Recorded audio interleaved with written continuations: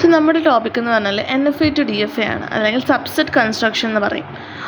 ഇവിടെ എന്ന് വെച്ചാൽ നമ്മൾ ഒരു NFA തന്നാൽ അതിനെ എങ്ങനെ നമുക്ക് അതിനെ DFAയിലോട്ട് കൺവേർട്ട് ചെയ്യാം എന്നാണ് കണ്ടുപിടിക്കണം. നമുക്കൊരു തിയറം ഉണ്ട്, നമുക്ക് പ്രോബ്ലംസ് ചെയ്തിട്ട് തിയറം ചെയ്യാം. സോ കുറച്ചും കൂടെ ക്ലിയർ ആയിരിക്കും. സോ നെക്സ്റ്റ് വരുന്നത് നമുക്ക് construct DFA for the following NFA. നമുക്കിവിടെ NFA തന്നിട്ടുണ്ട്. ഇങ്ങനെ തരാതെ ചിലപ്പോൾ NFA ചില ക്വസ്റ്റൻസിൽ നമുക്കിങ്ങനെ വേർഡ്സിൽ തരും.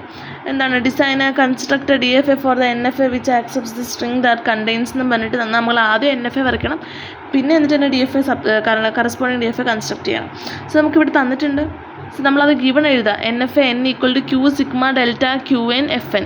ഇവിടെ n സബ്സ്ക്രിപ്റ്റ് കൊടുത്തേക്കുന്നത് NFAയുടെ ടപ്പിൾസ് ആയെന്ന് ഐഡൻറ്റിഫൈ ചെയ്യാൻ വേണ്ടിയാണ്. QN അറിയാമല്ലോ, Q0യും Q1ഉം. സിഗ്മ n എന്ന് പറഞ്ഞാൽ 0യും 1ഉം, QN initial state Q0, FN എന്ന് പറഞ്ഞാൽ Q0 എന്നാണ് final സ്റ്റേറ്റും.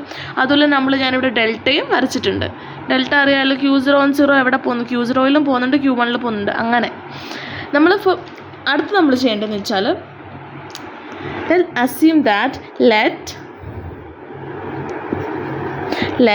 D is equal to നമ്മളിവിടെ QN സിഗ്മ n കൊടുത്ത പോലെ QD sigma D delta D QD FD be the DFA.